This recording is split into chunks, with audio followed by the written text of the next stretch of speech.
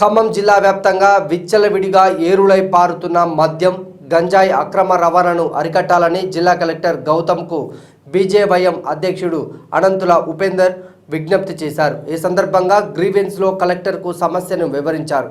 జిల్లాలో పాఠశాలలు, దేవాలయాలు, ప్రతి గల్లీలో మద్యం బెల్ట్ షాపులు ఏర్పాటు చేసి పేదలు, మధ్యతరగతి ప్రజలు, ప్రధానంగా యువతను మద్యానికి బానిస చేస్తున్నట్లు పేర్కొన్నారు. ఈ పద్ధతిని అడ్డుకోకపోతే అనారోగ్యాలతో పాటు ఆర్థికంగా ఆయా కుటుంబాలు చితికిపోతాయని ఆయన ఆందోళన వ్యక్తం చేశారు. గ్రీవెన్స్లో ఇచ్చిన ఫిర్యాదు మేరకు సమస్యను పరిష్కరించాలని కలెక్టర్ ఆయా శాఖల అధికారులను ఆదేశించారు.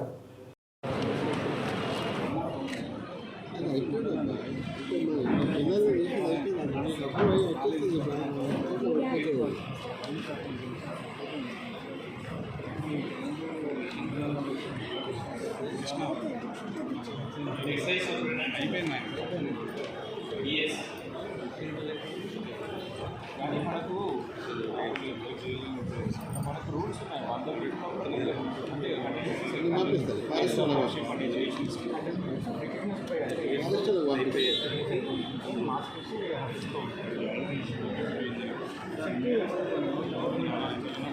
ఏం కావాలండి ఉద్యోగం, ఉపాధి అలాంటి